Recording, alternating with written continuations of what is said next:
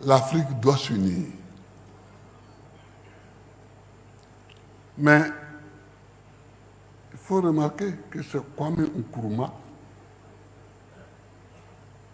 ancien élève et étudiant aux États-Unis, qui a écrit « L'Afrique doit s'unir ». Regardez un peu les États-Unis.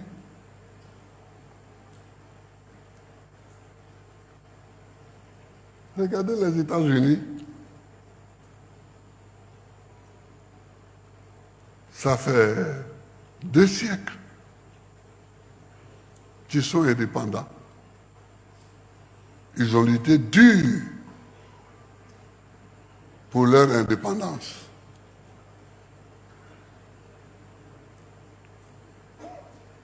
Au départ, ils étaient 13 États. 13. Ça vous dit rien? Non, je ne suis pas Daiko. Je ne suis pas mon collègue Daiko. Mais ça, c'est la CEDEAO déjà. C'est déjà la CEDEAO.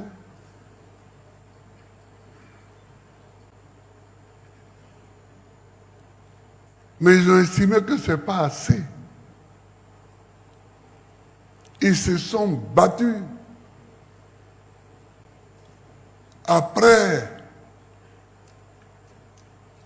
la guerre de sécession, ils ont aggloméré tous les États qui, en Amérique, se formaient. Aujourd'hui, ils sont à plus de 50 États. Je crois 51. Autant que l'Afrique.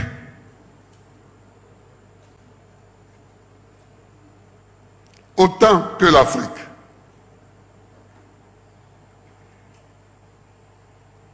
Est-ce que ça vous dit rien? Regardez un peu le monde et voyez quels sont les puissants. Les puissants sont les grands de taille. La Chine,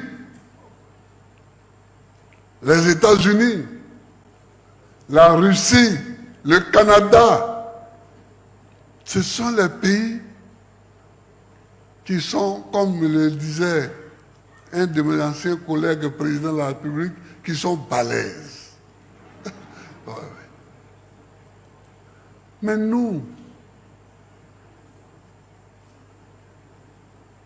chacun veut être président dans son village. On a un petit tronçon de pays et on est président là et on est content.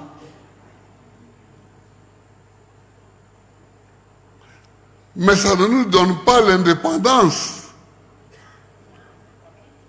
Ça ne nous donne pas la puissance. Je suis allé en visite officielle en Chine. J'étais arrêté à côté du président chinois et puis on jouait l'hymne national de Côte d'Ivoire. Et après, l'hymne national chinois. Mais quelles étaient mes pensées en ce moment-là? J'ai dit, on me blague. Parce que, apparemment, nous sommes 2 chefs d'État égaux. Mais c'est en apparence.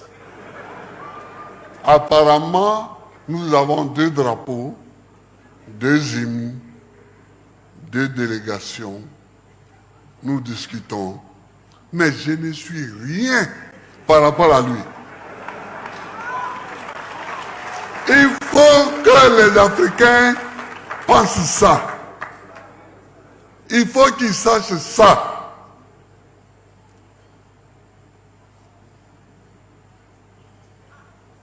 Il faut qu'ils sachent ça. Quand tu vas à l'Élysée et que tu montes, le président descend les escaliers pour venir t'accueillir et que tu montes, puis la garde est là, à droite, et tu la salues, tu te prends pour un grand. Tu te prends pour un grand. Mais est-ce que celui qui t'accueille te prend pour un grand?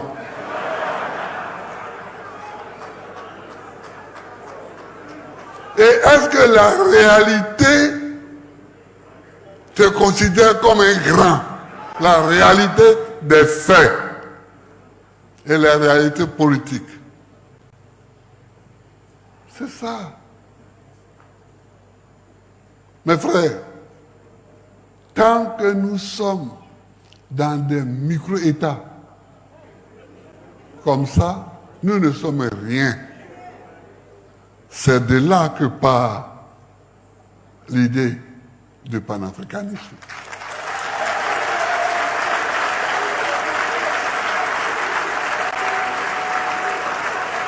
Ce n'est pas la peine de chercher des théories et des trucs. Il faut regarder les faits. Moi, je ne vais pas citer des pays pour ne pas être en porte-à-faux diplomatique. Avec des gens, j'ai été quand même chef d'État, mais c'est pas vrai ça. Ce n'est pas vrai. Les pays dont on parle un peu en Afrique, qui ont une petite puissance économique, c'est le Nigeria, l'Afrique du Sud, c'est l'Égypte. Donc des pays qui sont grands, un peu, par rapport à nous autres. Mais nous, là,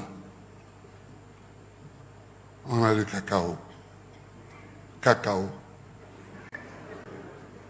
Nous sommes les premiers producteurs de cacao. Et on se promène partout, et moi aussi. Nous sommes les premiers producteurs de cacao.